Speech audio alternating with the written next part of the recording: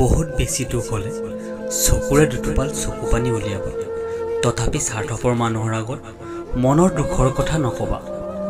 ভাল পাই কাৰোবাক হৃদয়ত স্থান দিয়া খুব সহজ, কিন্তু হৃদয়ৰ পৰা মচি পেলোৱা খুব জটিল।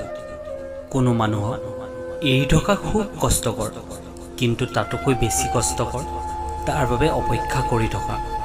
প্ৰতিটো ভুলে মানুহক একোটাকৈ শিক্ষা দিয়ে, আৰু সেই শিক্ষাই মানুহৰ জীৱনটো সলনি কৰি দিয়ে। অভিমান বহুদিন কৰি থকাটো উচিত নহয়, কাৰণ অভিমান ভাঙি গ'লে যেতিয়া বিচাৰি যাবা তেতিয়া দেখা পাবা আৰু তোমাৰ ওচৰত নাই। চৰি বুলি ক'ব সুযোগ নাপাবা।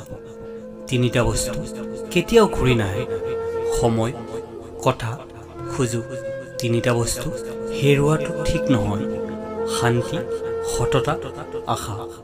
তিনিটা বস্তুই জীৱন ধ্বংস কৰে: অহংকাৰ, মিছলীয়া, হিংসা। তিনিটা বস্তু খুব দৰকাৰ: ভালপোৱা, আত্মবিশ্বাস, বন্ধুত্ব। পৃথিৱীত দুই ধৰণৰ কষ্ট আছে। এটাই আপোনাক কষ্ট দিব, আনটোৱে আপোনাক সলনি কৰি দিব। যদি জীৱনত ডেইলিত বাটন এটা থাকিলে হয়, তেনেহ'লে কিছুমান স্মৃতি, কিছুমান মানুহৰ অনুভূতি মচি পেলালো হয়।